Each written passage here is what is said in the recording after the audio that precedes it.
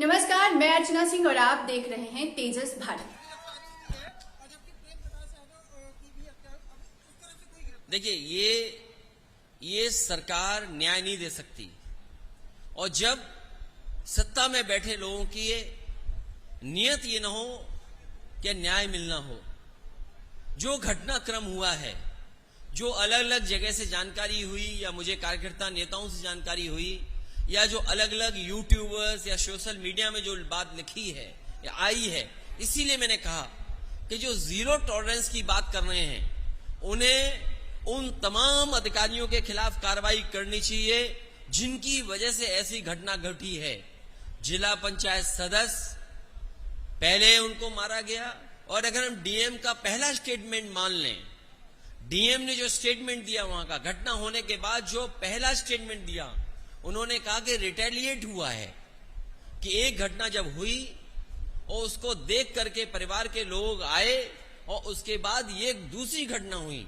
अगर इस घटना के लिए कोई जिम्मेदार है, 6 लोगों की जान जाने के लिए कोई जिम्मेदार है, तो वो सरकार है और वहां के अधिकारी हैं। सरकार अधिकारियों के खिलाफ नहीं कार्रवाई कर रही है। भारतीय जनता पार्टी उस घटना से लाभ उठाना चाहती है। हम तो कहेंगे कि समाजवादी पार्टी का डेलीगेशन जाएगा और दोनों परिवारों से मिलकर के जो सच है वो आपके सामने रखा जाएगा। अगर दोषी एक पक्ष है तो दोषी दूसरा पक्ष भी है। जो घटना हुई है सुनने में आ रहा है और सच्चाई आप भी जानते होंगे और जो घटना है वो भी जानते हैं कि जब जिला पंचायत सदस्य दूसरे पक्ष के घर पे गया तो पता नहीं किसने धार धार से उसकी गर्दन पे हमला कर दिया। दराती और जो गांव में सामान रहता उससे हमला कर दिया, जिसके कारण वहीं पर बेहोश हो गए। उसके बाद और दराती मारी गई, जिसकी वजह से सुनने में आ रहा कि इतनी गर्दन पे मारी गई कि लोगों में ये रूमर फैल गया कि उनकी गर्दन काट करके उनकी हत्या कर दी। जब ये जानकारी उस दूसरे परिवार पक्ष को मिली तब उसमें आकर के घटना दूसरी हुई है। अगर कोई दोषी है इस घटना के लिए तो सरकार है, बीजेपी है। और बीजेपी अगर चाहती है न्याय दिलाना दोनों परिवारों को, तो ऐसे अधिकारी जो वहां पर थे डे 1 से और आज तक, जिन्होंने इस घटना को बढ़ने दिया, उनके खिलाफ कार्रवाई होनी चाहिए। इस सरकार को पक्षपात नहीं करना चाहिए।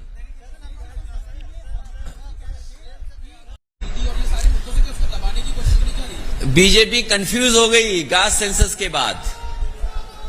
बीजेपी कंफ्यूज है कास्ट सेंसस के बाद, और ये कास्ट सेंसस और सभी लोगों को हक अधिकार मिले, उनका सम्मान हो, उस दिशा में समाजवादी पार्टी आगे लड़ाई लड़ेगी। आबादी के हिसाब से हक और सम्मान मिले। समाजवादी पार्टी तो पहले ही पक्ष में थी कि जाति जनगणना हो, और भविष्य में आप देखेंगे बहुत सारे दल इस पक्ष में हैं, और जब कभी भी आगे परिवर्तन होगा तो कास्ट सेंसस होकर के रहेगा और आबादी के हिसाब से हक और सम्मान मिलकर रहेगा।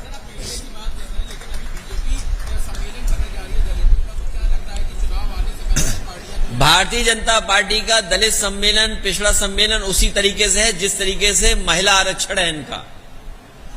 ये नारी सम्मान और इनका दलित सम्मान ये उसी तरीके से है जैसे आरक्षण दिया। सोचिए, लोकसभा में, नई लोकसभा में इन्होंने झूठ बोल दिया। बीजेपी वाले तो कमाल के ऐसे हैं कि नई लोकसभा में झूठ बोल दिया, ऐसा बिल पास कर दिया जो लागू ही नहीं होगा। और हमारे पत्रकार साथी भी कुछ नहीं कह रहे उस पर, वो लागू ही नहीं हो सकता है। और अगर लागू करने की नियत है तो जहां जहां चुनाव हो रहा है भारतीय जनता पार्टी 33% महिलाओं को टिकट दे।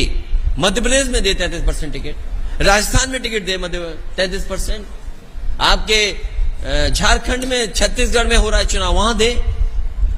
तो आखिरकार आपने बिल पास कर दिया लेकिन आपकी नीयत साफ नहीं है, इसलिए आप पॉलिटिकली उनको आगे नहीं बढ़ाना चाहते हैं। ये केवल बहस का मुद्दा है, इसलिए वो जनता को गुमराह करने के लिए बिल पास किए। आज कानून व्यवस्था में जीरो टॉलरेंस देख लिया, और भ्रष्टाचार का तो पूछो मत। पहले तो अधिकारी 2000 रुपए मांग लेते थे, इस सरकार ने 2000 रुपए बंद कर दिए। अब वो 500 के रुपए ज्यादा मांग रहे हैं। कोई तहसील थाना नहीं बचा है जहां पर भ्रष्टाचार न बढ़ गया हो। जो सरकार ये कहती हो पहले दिन से कि हम गड्ढा मुक्त करेंगे सड़क। बताओ कौन सी सड़क है जिसमें गड्ढे नहीं हैं? और आज तक मैं तो पत्रकार साथियों से कहूंगा कि आप रिकॉर्ड निकलवाइए कि इस सरकार ने पिछली सरकार में और इस सरकार में गड्ढा और मेंटेनेंस के नाम पर कितने हजार करोड़ रुपए निकाले जो बर्बाद हो गए हैं। और करप्शन किस स्तर पे, इसकी आप कल्पना नहीं कर सकते हैं। करप्शन हर स्तर पर है। यहां तो एक इंजीनियरिंग कॉलेज बन रहा था, मुझे बहुत पुराना याद है, केवल विधायक जी ने हिलाया था, वो बिल्डिंग गिर गई। सोचिए आप, ये तो एक है, न जाने कितने उदाहरण होंगे। और हमारे मुख्यमंत्री जी कह रहे हैं पूरा उत्तर प्रदेश ओडीएफ हो गया। ओडीएफ का मतलब है कि सुबह सुबह कोई भी आम आदमी खेत में डब्बा लेकर के नहीं जा रहा है। प्रतापगढ़ के लोगों, अगर यूपी ओडीएफ हुआ है तो आप भी ओडीएफ में शामिल होंगे। कभी सीटें बचती थी, कभी किसी को जाने नहीं देते थे। आज बताओ कितने शौचालय चल रहे होंगे आपके यहां, बता दो हमें। अगर एक भी शौचालय चल रहा हो। और हमारे समाजवादियों के समर्थक प्रधानों पे जांच के बाद जांच, फिर जांच। लखनऊ में तो बड़े बड़े आयोजन हुए थे, आयोजन हुए कि इन्वेस्टमेंट मीट हुई जिसमें यह बताया गया कि लाखों करोड़ आ रहे हैं। हमें बताओ प्रतापगढ़ के लोगों, वो कहावत मैं नहीं कहूंगा जो मुख्यमंत्री जी ने कहावत प्रतापगढ़ के लिए कही, वो तो मैं कभी नहीं कह सकता। लेकिन अगर एक भी कारखाना इंडस्ट्री लगी हो तो बता दो। समाजवादियों के समय पर जो सब स्टेशन बने थे, मुझे याद है, यहां की राजनीति को मैं समझता हूं। अगर किसी एक बड़े नेता का फीडर अलग है तो दूसरे नेता ने भी यह दावा किया कि उस नेता का अगर फीडर अलग तो हमारा भी फीडर अलग होना चाहिए, हमारे भी पुलिस का सर्कल अलग होना चाहिए।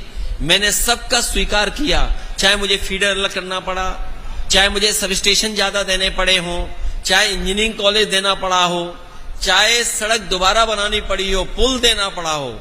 और एक बार तो ऐसा कंपटीशन हो गया कि अगर एक ने ट्रॉमा सेंटर मांगा तो दूसरे ने कहा कि हमारे यहां भी ट्रैफिक तेज एक्सीडेंट होते हैं, तो हमने उनके कहने से भी ट्रॉमा सेंटर दे दिया। तीसरे आए हमारे साथ थे, उन्होंने कहा कि हमें भी ट्रॉमा सेंटर चाहिए, हमने उन्हें भी ट्रॉमा सेंटर दे दिया। बताओ आप लोग यहाँ के जिम्मेदार पत्रकार साथी हैं, जो ट्रॉमा सेंटर समाजवादियों ने दिए थे, क्या एक भी ट्रॉमा सेंटर चल रहा है जहां पर गरीब का इलाज हो पा रहा हो? एक भी चल रहा हो तो बता दो। और ये जो जितने जिला अस्पताल हैं या पीएससी सीएससी हैं, गरीब इलाज कराने नहीं जा सकता है। आयुष्मान का सपना दिखा रहे हैं, लेकिन किसी भी गरीब को सरकारी अस्पताल में इलाज नहीं मिल पा रहा है। गरीब के लिए अगर सरकार ने एक भी अस्पताल बनाया हो तो बताओ। समाजवादियों ने तो एम्बुलेंस दी गांव में मदद के लिए, ये वही एम्बुलेंस है जो समाजवादियों ने शुरू की थी। ये जो पुलिस को गाड़ियां आपको दिखाई दे रही हैं जो 100 की 112 हो गई, ये भी समाजवादियों की देन है।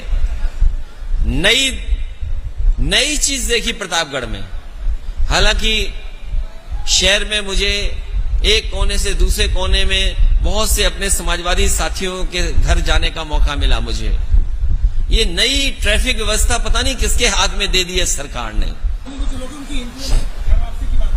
देखिए, आप हमारे वही पेट्रोल के दाम वापस कर दो जो 2014 में थे। क्या पेट्रोल के दाम की वापसी होगी? क्या डीजल के दाम की वापसी होगी? क्या बिजली के बिल की वापसी होगी? और इनकी वापसी न कर पाओ तो कम से कम सांडों की वापसी कर दो आप।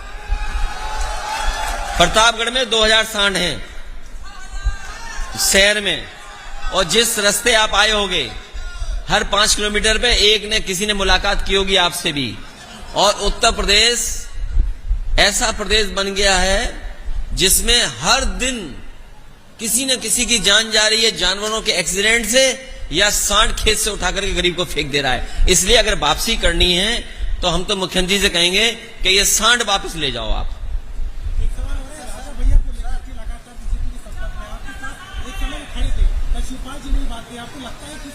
नहीं, मुझे जानकारी नहीं है कि कौन किसके संपर्क में। अगर आप उसका खुलासा करो तो मैं और विस्तार से बोल दूं। देखिए, हमारी समाजवादी पार्टी का रास्ता साफ है। हम समाजवादी पार्टी में जो हमारे साथ लोग हैं हम उनको लेकर के आगे चल रहे हैं। नहीं, यही तो मैंने पूछा कि कभी मुलायम सिंह के साथ हुआ करते थे, आज आपसे इतनी दूरी है। अगर तुम्हें पता हो तो तुम बता दो।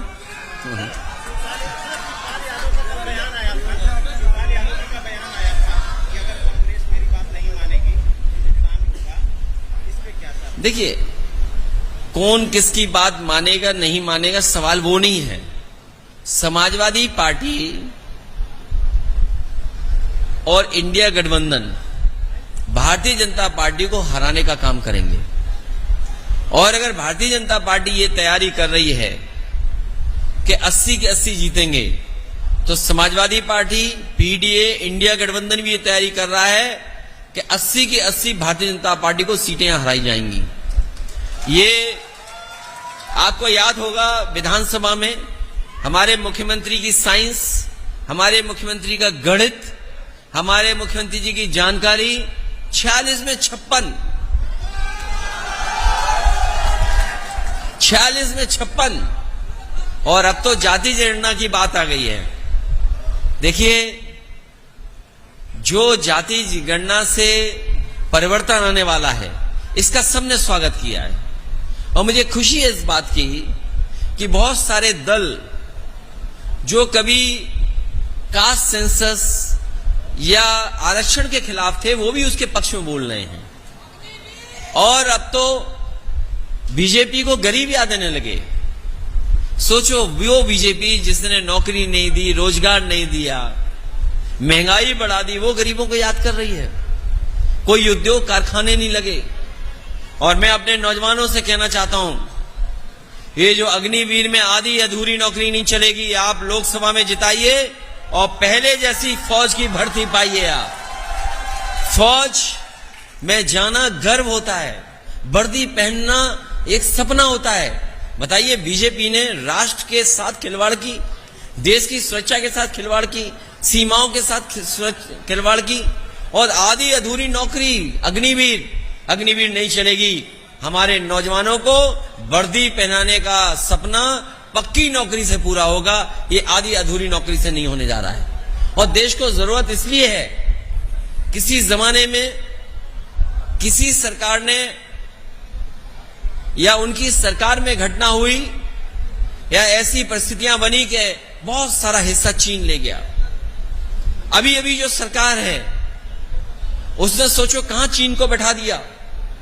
कभी हम लोगों ने उस लेक को किसी फिल्म में देखा था, कभी 3 इडियट्स उस फिल्म में लेक को देखा था, और लेक को देखने के बाद न जाने कितने लोग अब जाते हैं। और मैं आज कह रहा हूं प्रतापगढ़ में बड़ी जिम्मेदारी के साथ, ये भारतीय जनता पार्टी के लोग सरकार में रहे तो वो दिन भी दूर नहीं जब आपको चीन का वीजा लेकर के ही लेक देखनी पड़ेगी। अगर आपको वीजा नहीं होगा तो आप लेक नहीं देख पाएंगे। तो बताओ, कहां फौज आकर के बैठ गई चीन की? क्या ये घर वापसी वाले ये याद दिलाएंगे कि चीन की फौज वापस जाएगी? हमारे आज तक के पत्रकार साथी जो घर वापसी की बात कर रहे थे, क्या चीन की फौज घर वापसी करेगी क्या? आदियों के विचारों को लेकर के हमारे कार्यकर्ता, हमारे नेता गांव-गांव जाएंगे और भारतीय जनता पार्टी को इस बार लोकसभा के चुनाव में सबक सिखाएंगे। 14 में जो आए थे वो 24 में चले जाएंगे। यूपी से आए थे, यूपी से ही बाहर चले जाएंगे। इंडिया के साथ साथ एनडीए को पीडीए हराने का काम करेगा।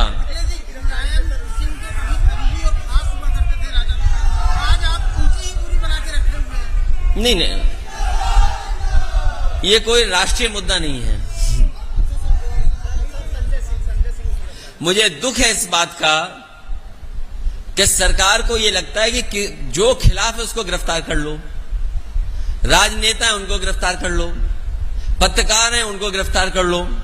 एक ही दिन सोचिए, पत्रकारों की भी गिरफ्तारी हुई और फिर संजय सिंह आप पार्टी के नेता, उनकी भी गिरफ्तारी हो गई ईडी की तरफ से। बीजेपी ये समझ ले, इनके खिलाफ 100 करोड़ लोग हैं। इस बार जब 2024 का चुनाव होगा तो 100 करोड़ लोग इनके खिलाफ हैं। क्या ये 100 करोड़ लोगों को गिरफ्तार कर लेंगे? इस बार यही भारत की जनता पीडीए मिलकर के इंडिया भारतीय जनता पार्टी का सफाया कर देगी और जिन जिन से ये घबराते हैं उन्हीं को गिरफ्तार करने जाते हैं। ये जो ईडी, सीबीआई, इनकम टैक्स, ये भारतीय जनता पार्टी के प्रकोष्ठ हैं, ये उनके संगठन के प्रकोष्ठ हैं, उनके संगठन के हिस्से हैं। इसलिए आपको इसमें ज्यादा बुरा मानने की जरूरत नहीं है। अभी संजय सिंह गिरफ्तार हुए, अभी आप कुछ सच दिखा दोगे तो आप गिरफ्तार हो जाओगे। अगर गिरफ्तार होने का मन है तो सच दिखा दो।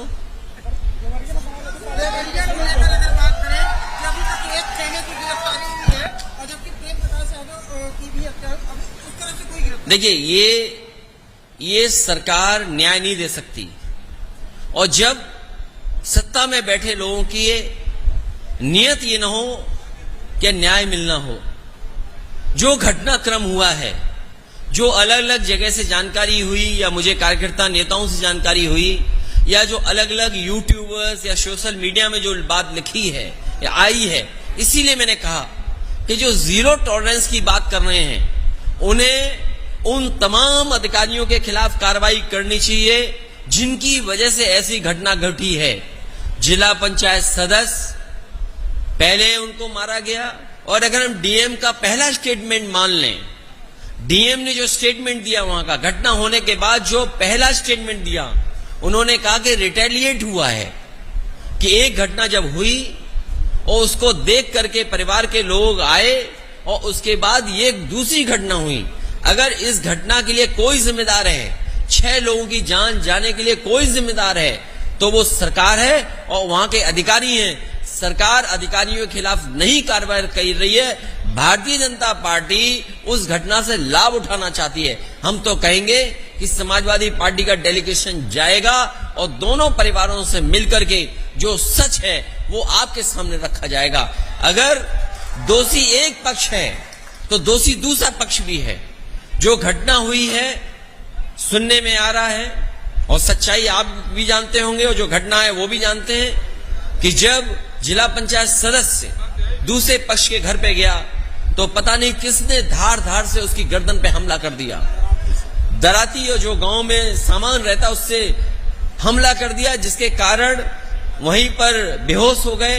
उसके बाद और दराती मारी गई, जिसकी वजह से सुनने में आ रहा कि इतनी गर्दन पे मारी गई कि लोगों में ये रूमर फैल गया कि उनकी गर्दन काट करके उनकी हत्या कर दी। जब ये जानकारी उस दूसरे परिवार पक्ष को मिली तब उसमें आकर के घटना दूसरी हुई है। अगर कोई दोषी है इस घटना के लिए तो सरकार है, बीजेपी है। और बीजेपी अगर चाहती है न्याय दिलाना दोनों परिवारों को, तो ऐसे अधिकारी जो वहां पर थे डे 1 से और आज तक जिन्होंने इस घटना को बढ़ने दिया, उनके खिलाफ कार्रवाई होनी चाहिए। इस सरकार को पक्षपात नहीं करना चाहिए। मैं गिनता रहा, मैंने 500 सांड तो गिने, लेकिन अगर मैं 11 बजे के बाद पूरे प्रतापगढ़ में राउंड मारता शहर में तो 2000 से ऊपर मुझे सांड दिखाई दे जाते। 2000, चाहे वो घंटाघर हो, चाहे जो हमने सम्मानित लोगों की जहां पर प्रतिमा लगाई हो वो चौराहे हो, चाहे वो चश्मे की दुकान के पास मैंने देखा एक सांड लगता चश्मा बनवाने पहुंचा था। वहां पास एक ऑप्टिकल की दुकान थी, उस होर्डिंग के बगल में सांड खड़ा था। मुझे लगा कि सांड की आंख कमजोर है, वो लखनऊ जाना चाहता है, वो शायद चश्मा बनवा करके लखनऊ जाना चाहता होगा। सोचिए ये हालत बना दी।